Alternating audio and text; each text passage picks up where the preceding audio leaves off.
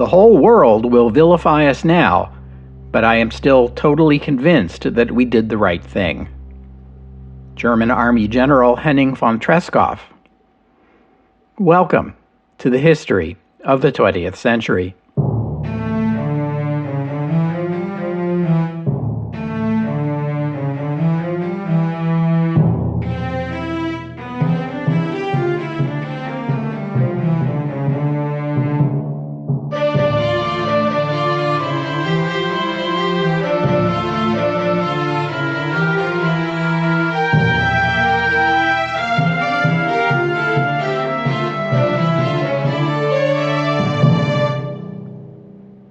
Episode 441, The Plot to Assassinate Hitler.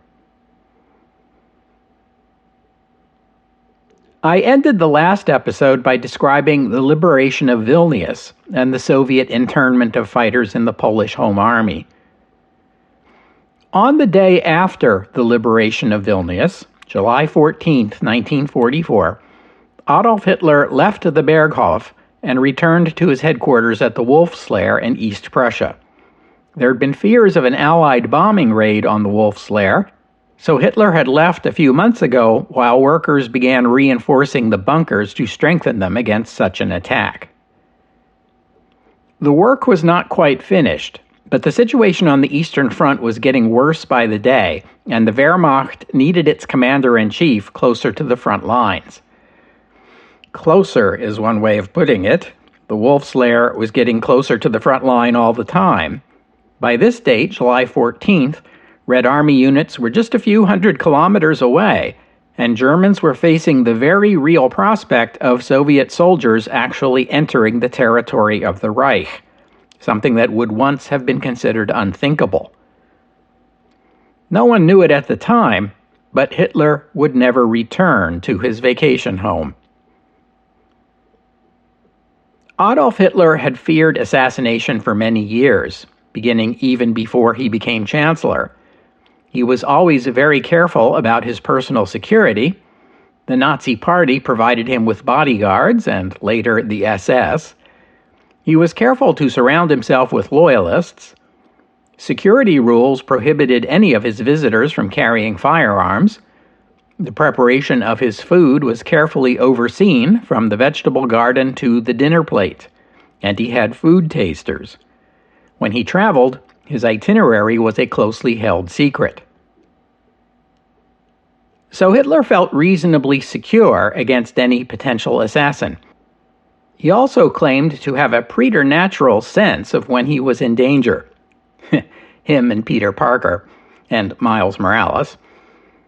You know, Hitler would probably be outraged to hear me compare him to two comic book characters, one of whom is Jewish and the other black. Good. Anyway, Hitler sometimes boasted to his associates of how, when he was a private at the front in the last war, he would sometimes jump out of his foxhole because he could sense an incoming artillery shell.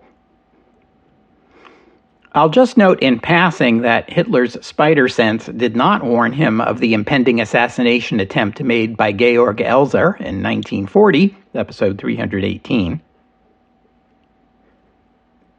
So fears for his personal safety were therefore more commonly about Hitler getting caught in an Allied bombing raid, hence the precautions taken at the Wolf's Lair. Joseph Goebbels once suggested the Führer might be vulnerable to a kidnapping carried out by those sneaky British commandos. In the years before the war, when Hitler was chancellor, he gave speeches and made public appearances like any politician.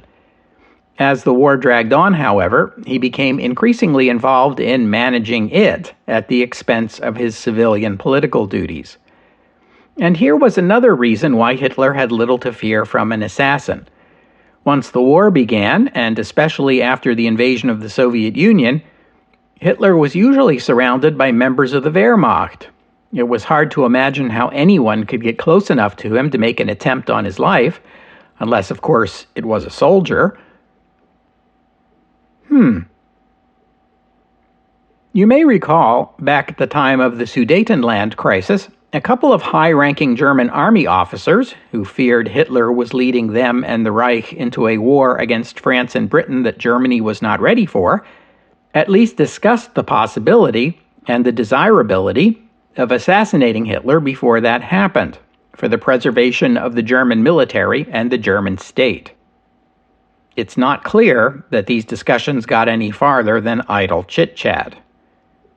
Something similar happened in 1939, after Hitler began the war and was discussing an offensive against France. A few senior commanders doubted the wisdom of such an offensive and feared it would end in disaster for Germany. But again, these discussions don't appear to have led to any concrete action.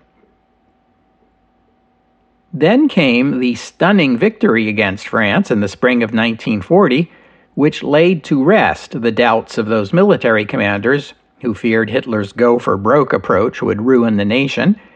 It had instead led to victory beyond anything imaginable just 6 months earlier. These victories also made Hitler tremendously popular and made it doubtful at best that the German people would accept the leadership of a band of conspirators who just assassinated the Führer. More likely, the conspirators would be lynched. There was a small group of military within the Abwehr, German military intelligence, who opposed Hitler, among them the chief of the organization, Admiral Wilhelm Canaris, and his deputy, General Hans Oster. Canaris had always been skeptical of the prospects of German victory in the war. You may recall that he was sent to Spain in 1940 to encourage Francisco Franco to join the Axis. Canaris instead urged Franco to remain neutral, candid advice for which Franco was forever grateful. There was also the Kreisau Circle. This was a group that formed around a couple of wealthy Junkers, one of whom was Helmut von Moltke, grandnephew of Helmut von Moltke the Younger, the German Army Chief of Staff at the beginning of the last war. You remember him, right? And the great-grandnephew of the elder Helmut von Moltke, the Chief of Staff who'd led the Prussian army to victory in the Austro-Prussian War and the Franco-Prussian War. He's the guy who famously said that, quote, "No plan of operations extends with any certainty beyond the first contact with the main hostile force," a quote which is often condensed into, "No plan survives contact with the enemy." This Helmut von Moltke, whom we might call Helmut von Moltke the Even Younger, inherited the titles and estates of his illustrious relatives, but he himself was a Christian Scientist and a pacifist. When the war began, Moltke helped assemble a group of people including Social Democrats, Catholic and Protestant theologians, lawyers, and diplomats, who were known as the Kreisau Circle, after the Silesian town where Moltke's estate was located. The Kreisau Circle did not advocate assassination or other acts of violence. Rather, the group presumed Germany would lose the war and the Nazis would be deposed, and spent their time brainstorming what a future free and democratic Germany might look like. Another group coalesced around the former mayor of Leipzig, Karl Goerdeler. Its members included former government officials pushed out by the Nazis, including Ludwig Beck, former chief of the German General Staff who'd resigned in 1938 in protest against Hitler drumming up a confrontation with Czechoslovakia. This group leaned right, and they envisioned assassinating Hitler and restoring Imperial Germany and the Hohenzollern dynasty. They imagined that if they could pull off all that, they could also negotiate a peace agreement with the Allies that would preserve Germany's position as a major European power. And also, free ponies for everyone. Why not? These were three very different groups, although they had in common rejection of Hitler and Nazism, opposition to the war, and opposition to the persecution of Jewish people in Germany and across Europe. Even though some members of these groups were anti-Semitic themselves, they agreed Hitler was taking the whole thing way too far. But the most important center of resistance appeared in the army, and it appeared in 1941 at a moment when Hitler was riding high. That story begins with German Army Colonel Henning von Treschow. Henning Hermann Karl Robert von Treschow was born on January 10, 1901, into another one of those families of Junkers, the Prussian aristocracy that supplied so many officers to the Prussian army and later to the German army. Treschow enlisted in the German army during the First World War when he was 16 years old and was awarded the Iron Cross Second Class at the age of 17. His commanding officer at the time told him that he was destined either to become chief of the general staff or die on the scaffold. In 1926, Treschow married Erika von Falkenhayn, daughter of another Junker family. Her father was Erich von Falkenhayn, whom we've met before. He was himself chief of the general staff after Moltke from 1914 to 1916. Later, he commanded the armies of the Ottoman Empire in Palestine. In 1936, Treschow joined the general staff. When the war began, he became a staff officer of Army Group A during the invasion of France. When Germany invaded the Soviet Union in 1941, Treschow was Chief Operations Officer of Army Group Center, serving under Field Marshal Fedor von Bock, who was related to Treskow's wife, and then Field Marshal Günther von Kluge. Treschow had initially supported Adolf Hitler, but events between 1933 and 1939, such as the Night of the Long Knives, the humiliation of Army Commander Werner von Fritsch, and Kristallnacht, soured him on the Nazis. During the 1941 invasion of the Soviet Union, Treschow became increasingly appalled by the criminal orders coming from Berlin. The Kommissar Order, the Einsatzgruppen wantonly murdering Jewish people in occupied Soviet territory, the abuse, starvation, and murder of Soviet POWs. He spoke out against these atrocities to his fellow staff officers and even urged his commander, Marshal von Bock, to oppose them. He pointed out that it was the army that administered the occupied lands of the Soviet Union, and therefore the army had the authority to put an end to these barbaric acts. Treschow was unable to persuade Bock, but he did organize some of his fellow staff officers, and by autumn 1941, there was within Army Group Center headquarters a small group dedicated to opposing Hitler and the Nazis. In September, Treschow sent one of these officers to Berlin to make contact with other opponents of the regime, including Goerdeler's group and the dissidents in the Abwehr. The Abwehr group had themselves recruited Army General Friedrich Olbricht, the deputy commander of the Replacement Army. The Replacement Army was the German Army's reserve force in the Reich, and Olbricht joining the resistance group was crucial. That was because the Army had a plan in place called Operation Valkyrie. Valkyrie was a plan to use the Replacement Army to oppose any uprising in Germany against the Nazis. The main concern was the millions of slave laborers working in the Reich. Enslavers always worry about an uprising by the enslaved. Treschow conceived of a plan, Valkyrie II, a modification of Operation Valkyrie, that would use the Replacement Army to seize power in a military coup in the aftermath of an assassination of Hitler. Hitler was quite popular in the fall of 1941, when it still seemed possible, even likely, that the Soviet Union would soon collapse and Germany would triumph once more. Of course, that didn't happen in 1941.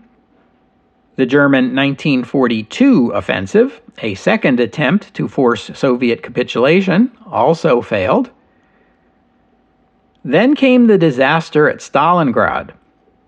By 1943, it was much easier to find army officers sympathetic to the idea of eliminating Hitler.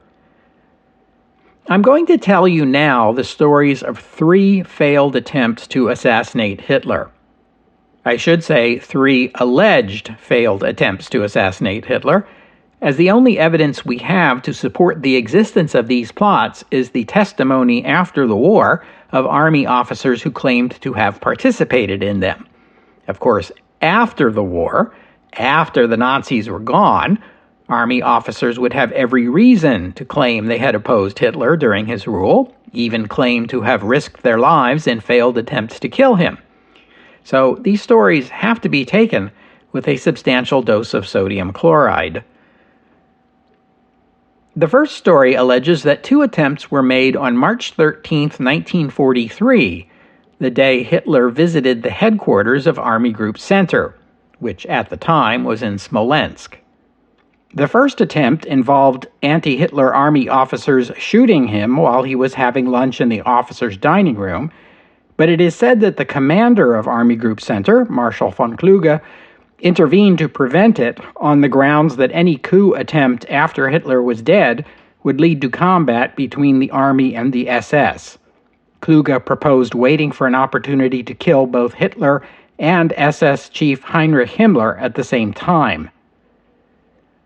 Later that day, a second attempt was made, despite Kluge's disapproval. A staff officer gave a package to a member of Hitler's entourage, claiming it contained 2 bottles of Cointreau to be delivered to an army officer in Berlin as settlement on a lost bet. In fact, the parcel contained a time bomb set to explode while the plane was in the air. The package was put into the hold of Hitler's plane, but it did not explode, supposedly because the hold was not heated and the extreme cold caused the fuse to fail. But the conspirators were able to recover the package in Berlin before it was discovered. 8 days later, on March 21, 1943, Hitler was scheduled to tour an exhibition of captured Soviet military equipment in Berlin. His guide on the tour was an army officer who was part of the conspiracy. This officer claimed to have hidden a time bomb in his own coat with intent to sacrifice himself to kill Hitler. But Hitler was apparently in some kind of rush. He charged right through the exhibit and out again in about 2 minutes before the bomb was set to detonate. The officer then hastily defused it. Did any of these attempts actually take place? Or were they post-war claims of army officers who wanted to portray themselves as having been secretly anti-Nazi during the war? Your guess is as good as anyone's. We can say with certainty, though, that on April 5th, 1943, Hans Oster and 2 other members of his group within the Abwehr were arrested by the Gestapo. The Gestapo investigation that led to their arrests was originally about black market currency transfers. In fact, one of these Abwehr conspirators, a lawyer named Hans von Dohnanyi, was helping to smuggle Jewish people out of the Reich and into Switzerland. The unlawful currency transfer that attracted Gestapo attention was Dohnanyi sending a Jewish family's money along to Switzerland after helping the family themselves escape to that country. The third person arrested on that date is probably the opponent of the regime best known in our time. He was a Lutheran pastor, a theologian, and Dohnanyi's brother-in-law. His name was Dietrich Bonhoeffer, and since you've probably heard the name, I should say a little about him. Dietrich Bonhoeffer, or Dietrich Bonhoeffer, as most Americans would pronounce it, was born on February 4th, 1906, in what was then Breslau in Germany. As a teenager, he decided he wanted to become a pastor. In 1927, at the age of 21, he was awarded the degree of Doctor of Theology.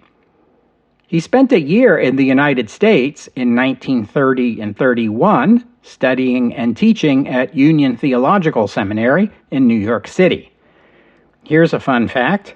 Mrs. History of the 20th Century is an alumna of Union Theological Seminary.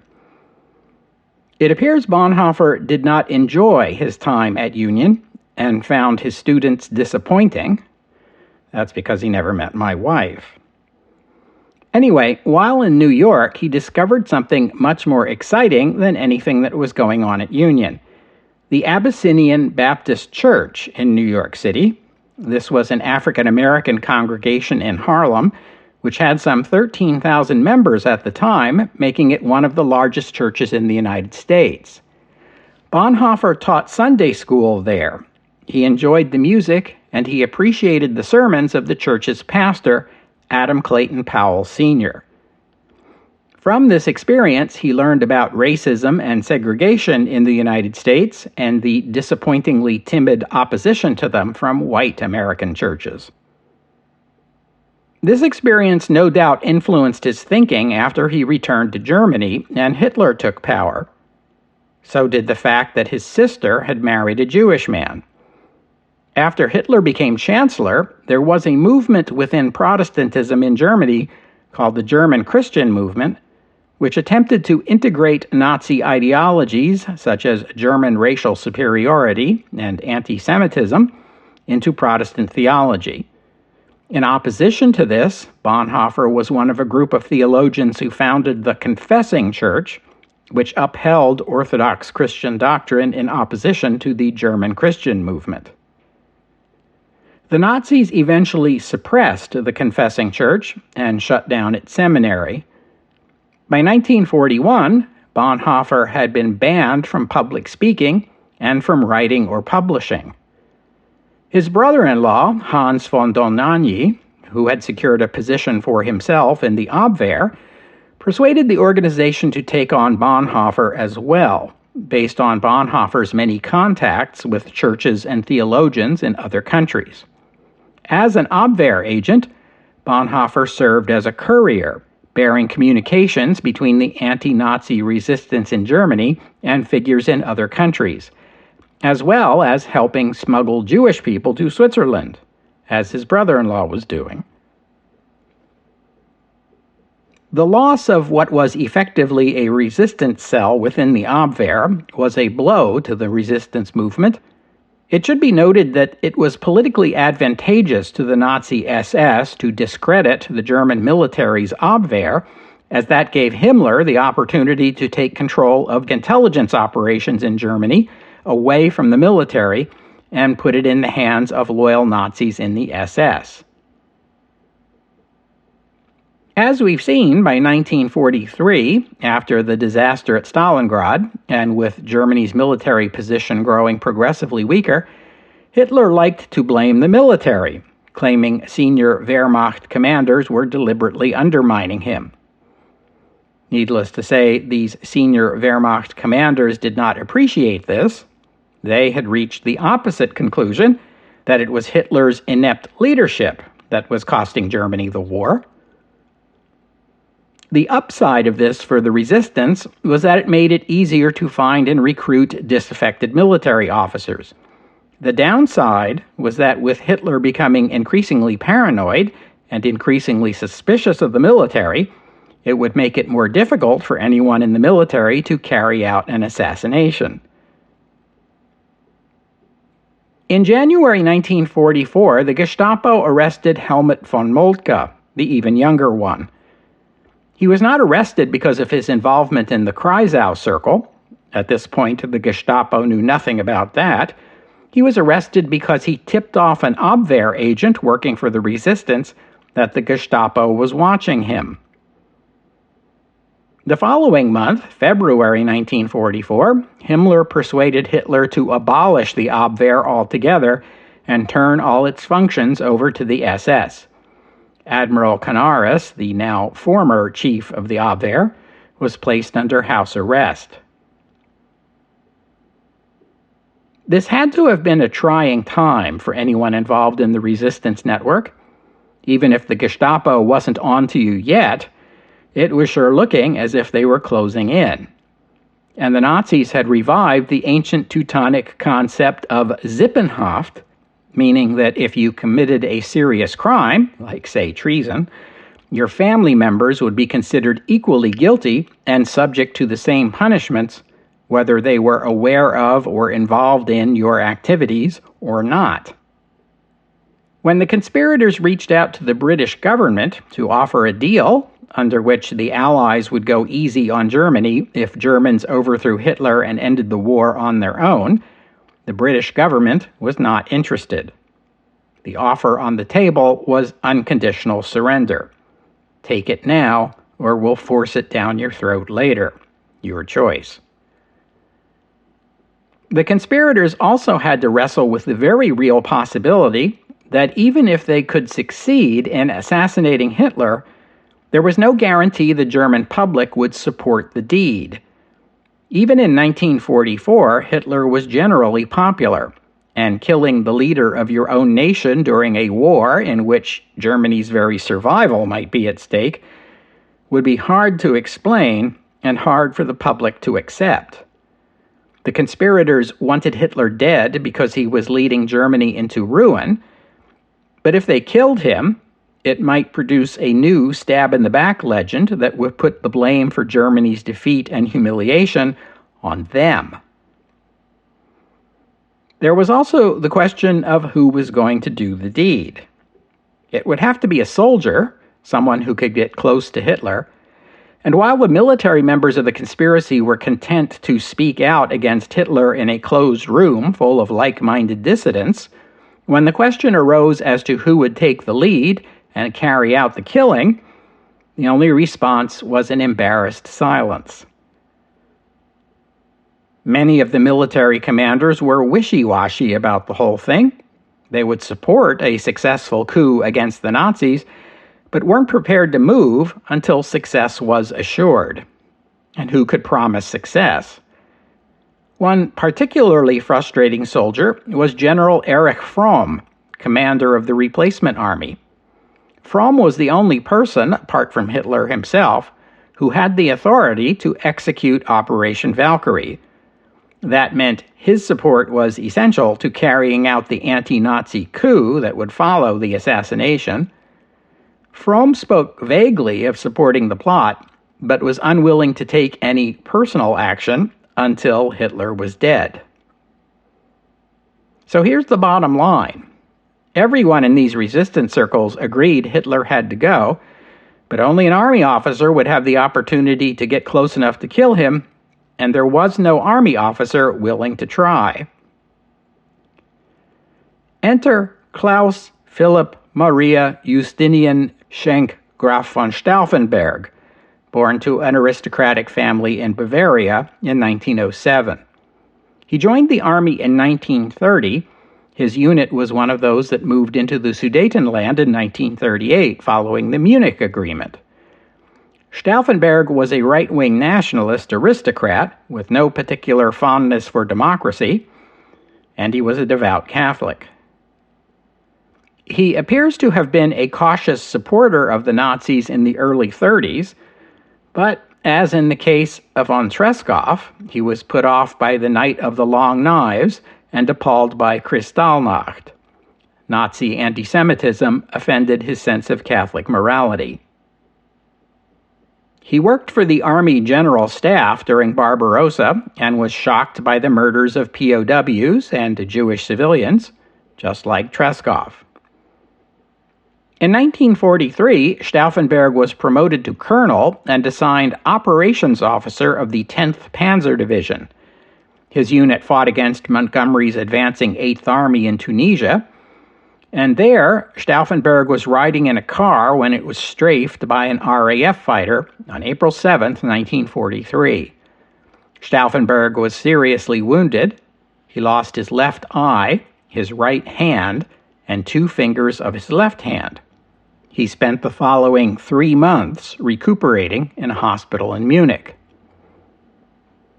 Following his recovery, Stauffenberg was assigned to the General Staff of the Replacement Army. Stauffenberg's new assignment made him valuable to the conspirators, so he was recruited and introduced to Henning von Tresckow.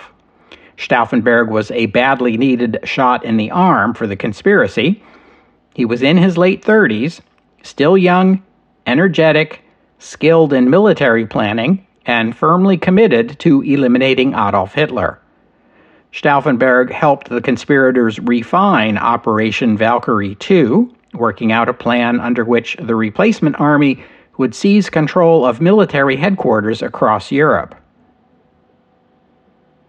The conspirators made 3 attempts to kill Hitler in November 1943, February 1944, and March 1944. All 3 plots involved getting a sympathetic army officer close enough to Hitler to set off a bomb, or in the third instance, shoot Hitler with a pistol. All of the attempts failed because last-minute changes of plan kept Hitler away from the designated assassin. On June 6, 1944, the Western Allies landed in Normandy. On June 22nd, the Red Army began its devastating 1944 summer offensive. It was now clear to most military officers, including the conspirators, that Germany would soon be defeated. Did it even make sense to attempt this assassination anymore? What good would it do? Stauffenberg voiced these concerns to Tresckow. Tresckow told him the attempt had to take place even if it made no difference. It was their duty to demonstrate to the world and to history that there were Germans who opposed Hitler and were willing to risk their lives to stop him.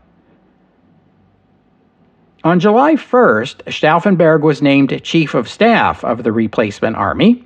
This was a big break because in this capacity, he would be attending Hitler's staff meetings, giving him direct access to the Führer. There was only one problem. Stauffenberg was also the organization man. He'd drawn up a brilliant plan, but as Chief of Staff of the replacement army, he needed to be there at replacement army headquarters in Berlin to supervise its execution.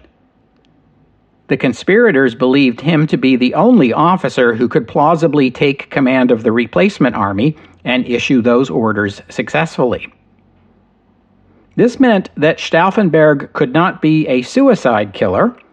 If he was going to kill Hitler, he would then have to escape to Berlin afterward to direct the coup.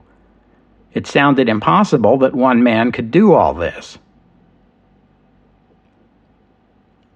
In his new position, Stauffenberg was part of staff meetings with Hitler on July 6th and July 11th at the Berghof, and on July 15th after Hitler settled into the Wolf's Lair. On all 3 occasions, Stauffenberg carried with him a briefcase full of explosives, but he made no attempt to kill Hitler on any of them for reasons that are not clear. Perhaps he felt the time was not right. By some accounts, the conspirators were hoping to act when Hermann Göring and Heinrich Himmler were both present. Göring was named Hitler's successor, and Himmler ran the SS, so eliminating all 3 of them at once would greatly improve the odds the coup would succeed. But it seems strange to make the assassination attempt contingent on the presence of Himmler, who was SS, not military, and did not usually attend military staff meetings. Also on July 15th, an officer at the headquarters of the replacement army in Berlin jumped the gun and began issuing the necessary orders to activate Operation Valkyrie II. When he learned that no assassination attempt had been made, he hastily countermanded his orders and explained the whole thing away by telling everyone it was a drill. That covered him for today's slip-up, but it would be impossible to explain if it happened a second time. Therefore, the next time someone activated Valkyrie II, it had better be the real thing. A few days earlier, on July 5th, the Gestapo arrested 2 members of the Kreisau Circle. They'd been caught attempting to contact the underground German Communist Party to ask for their support. On July 17th, the Gestapo arrested Karl Goerdeler. For those involved in the resistance, it was looking an awful lot like the Gestapo was onto them and was about to unravel the conspiracy and arrest its remaining participants. Another opportunity to kill Hitler came on July 20th, and to the conspirators, It seemed it was now or never.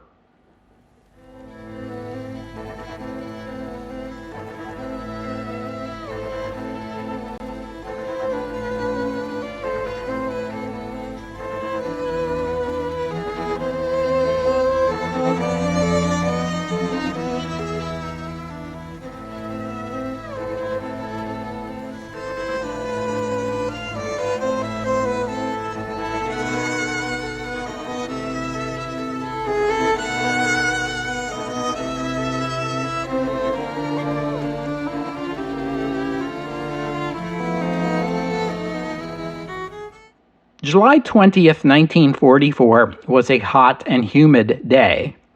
Stauffenberg and his aide boarded an HE-111 transport plane at Berlin and flew to the Wolf's Lair, arriving at 10:15 a.m. Stauffenberg had breakfast in the officers' dining room, then attended a pre-meeting with senior army commanders, including the Wehrmacht Commander-in-Chief, Marshal Keitel. Only after that meeting ended was Stauffenberg told that Benito Mussolini would be calling on the Führer this afternoon, so the staff meeting would be moved up to 12:30, just a few minutes from now. Stauffenberg and his aide requested the use of Keitel's washroom for a few minutes to change their shirts and freshen up, which was not an unusual request given the weather. They shut themselves into the washroom to prepare the detonators for the 2 bombs Stauffenberg had been carrying in his briefcase. This required Stauffenberg to do some delicate work with a pair of pliers. And remember, this man is missing one hand and only had 3 fingers on the other one, making this work difficult.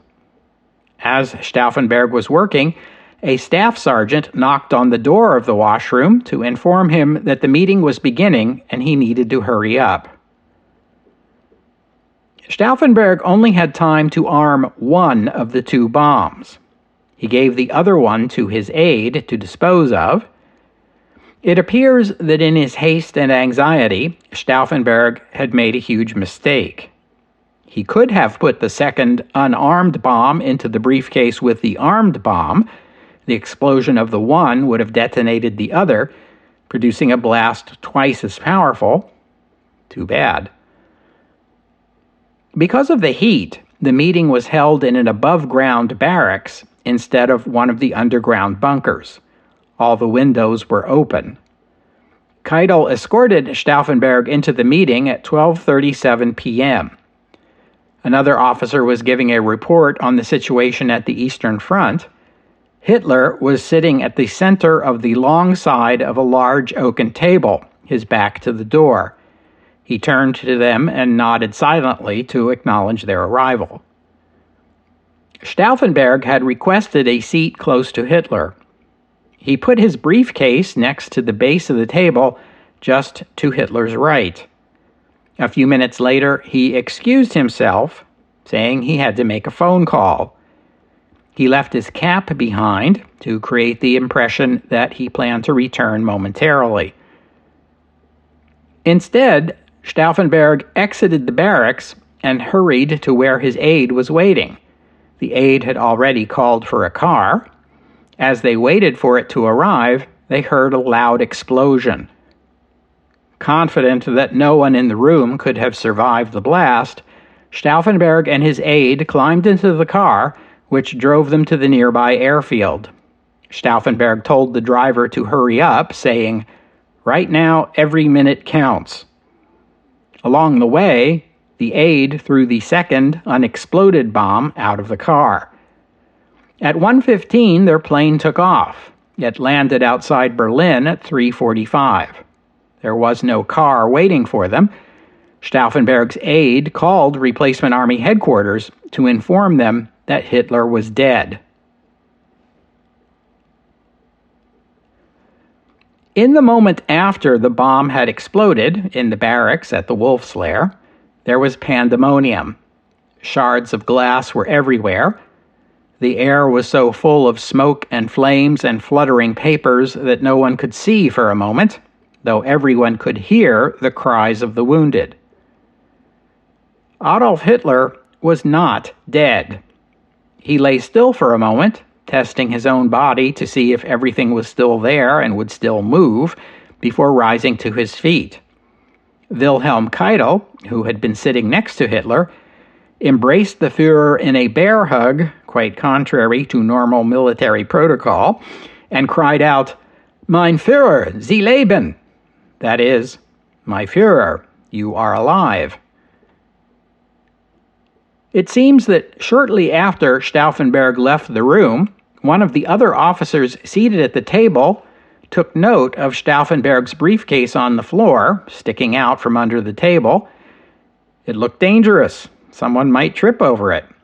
So he pushed the briefcase under the table with his foot, sliding it to the outside of the massive table base. When the bomb exploded, the heavy oaken tabletop and base absorbed much of the force of the explosion. Most of the blast damage was done away from the table to the right. All 4 of those present who died from their injuries were seated at that part of the table. Adolf Hitler had been standing on the opposite side of the base and leaning over the table to examine a map when the bomb went off, so not only the heavy table base, but the heavy table top shielded him. He suffered only light wounds. Flying splinters from the table shredded his pants and embedded themselves into his right leg. He suffered a minor injury to his eye and a perforated eardrum. Most everyone in the room had a perforated eardrum. Hitler was one of the least injured of the room's 25 occupants. One of them was killed instantly. 11 others were taken to a hospital, where 3 later died from their wounds. Adolf Hitler's personal doctor, mindful of the assassination attempt against Reinhard Heydrich 2 years ago, remember that? Heydrich survived the explosion but later died of sepsis. So the doctor gave Hitler an injection of the rare and precious drug penicillin, most of which was available in the Reich only when it was confiscated from American POWs. Hitler amazed them all by remaining calm and collected. You might even say cheerful. He told everyone his narrow escape was further proof that Providence had selected him for a special mission. He told Mussolini this as well after the Italian dictator arrived by train at about 3 o'clock. Mussolini agreed with him. They conferred for 4 hours until Mussolini left to return to Italy. It would be the last time the 2 dictators met. In the aftermath of the assassination attempt, the question on everyone's mind at the Wolf's Lair was naturally, who did it? It wasn't long before it became apparent that Stauffenberg was nowhere to be found. When questioned, the telephone switchboard operator reported that Stauffenberg had made no phone call, although he did recall seeing the colonel rush by in a great hurry. Come to think of it, he'd had a strange expression on his face. Investigators found pieces of Stauffenberg's briefcase at the scene, which clearly showed the explosion had come from inside. They also found the second bomb, the one that had been discarded on the way to the airfield. The survivors at the Wolf's Lair did not yet realize the assassination was merely the first part of an attempted coup. An officer present at the Wolf's Lair, who was part of the conspiracy, phoned replacement army headquarters in Berlin to advise them that Hitler had survived the bomb blast. But at replacement army headquarters, they had also heard from Stauffenberg, who'd insisted Hitler was dead. What to think? A staff officer, of his own volition, drew up the orders that would put Operation Valkyrie II into motion and brought them to General Fromm for his signature. Fromm was suspicious. He telephoned the Wolf's Lair himself and talked to Keitel, who told him, yes, there had been an assassination attempt, but Hitler had survived. Keitel asked Fromm where was his chief of staff, Colonel Stauffenberg. Fromm replied, honestly, that Stauffenberg had left for the Wolf's Lair this morning and had not yet returned. Moments later, Stauffenberg arrived.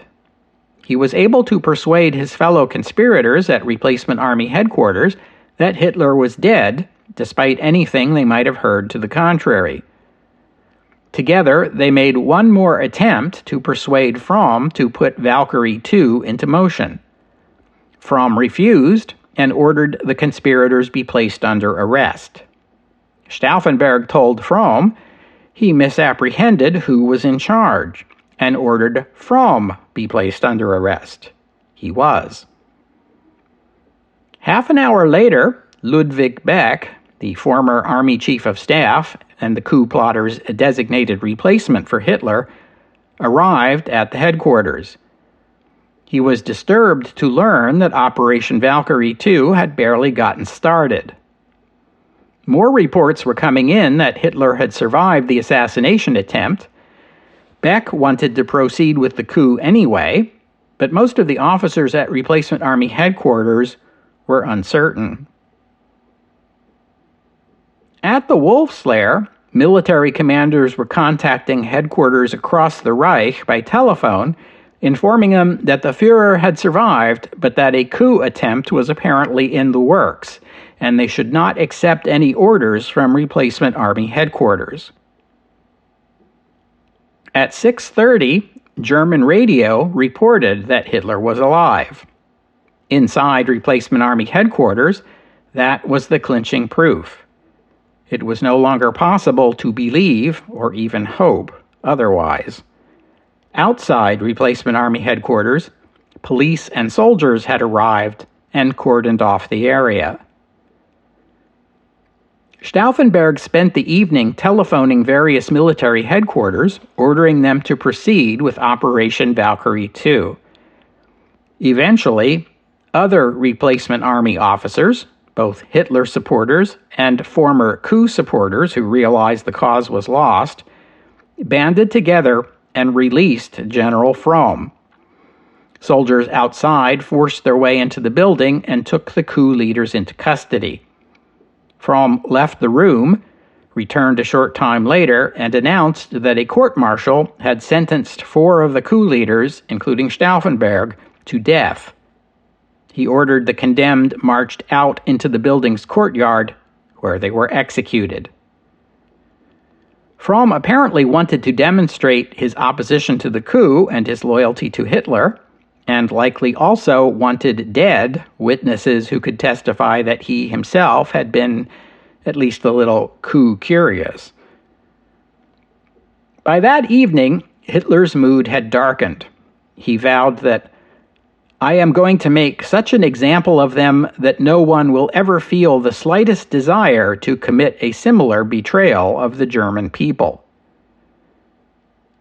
At 11:30 that evening, a radio truck arrived at the Wolf's Lair, and from there, Hitler gave an address that was broadcast across the Reich, so everyone could hear for themselves his familiar voice. He told them that a tiny clique of ambitious, unscrupulous, criminal, stupid officers had tried to kill him and seize control of the Reich. He again spoke of how Providence had spared him for the sake of his sacred mission, and then invoked the stab-in-the-back myth, comparing the day's events to the supposed betrayal of 1918. But this time, he assured his listeners, the conspirators would be paid back in the fashion National Socialists are accustomed to. So why did the coup fail? It was partly bad luck. First, the staff meeting had been moved up, which didn't give Stauffenberg enough time to fully prepare. Second, the meeting had been moved into an above-ground barracks with the windows opened, rather than held in an underground bunker, closed in, so that the force of the explosion would be greater. But even if Hitler had died, many in the Wehrmacht and in the SS would have remained loyal to the regime. The best the coup plotters could have hoped for was civil war between military units loyal to the coup leaders and those loyal to the Nazi government. And beyond that, it seems unlikely the coup leaders could ever have convinced the German public of the rightness of their cause. Germany was about to enter the 6th year of the war, surrounded by enemies and threatened with extinction. The murder of the national leader during such dire circumstances would have been perceived not as an act of justice or liberation, but as a shocking betrayal by the army, the very people entrusted with the safety and security of the Reich. We'll have to stop there for today.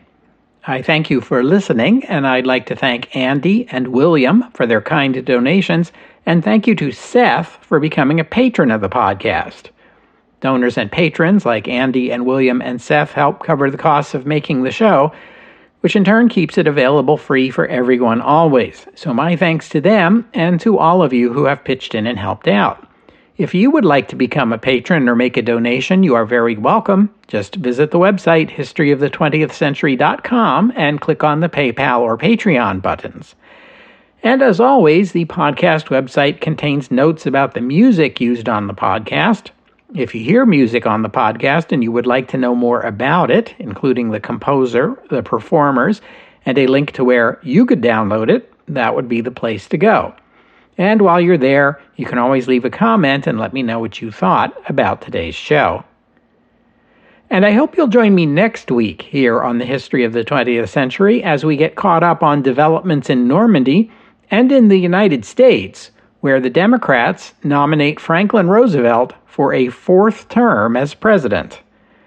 That's next week here on the History of the 20th Century. Oh, and one more thing. Before I leave this topic, I would like to say a word about the involvement of two of the most senior German army commanders on the Western Front, Günther von Kluge and Erwin Rommel. Erwin Rommel was in the hospital on the day of the assassination attempt. 3 days earlier, as he was riding in a staff car visiting various German headquarters on the Normandy front, as was his habit, the car was strafed by an Allied fighter. The driver was hit, the car crashed, Rommel fell out of the car and fractured his skull. In the years after the war, American, South African, Canadian, Free French, British, and New Zealander pilots have all come forward and claimed credit for the attack, but no one knows for certain who it was. But during the investigations in the aftermath of the assassination attempt on Hitler, Rommel's name came up several times. His exact degree of involvement remains unclear. He's known to have urged an end to the war, and it appears likely that at the very least he was aware of the plot, even if he did not condone it. It was alleged that Rommel had agreed with the conspirators to be part of a post-Hitler German government. The Nazis, however, were not interested in the finer points of Rommel's degree of involvement. They wanted retribution against anyone and everyone, even peripherally involved. But Rommel was so famous and so popular as to pose a special problem. To condemn him as a traitor and execute him would have been a serious morale shock for the German public.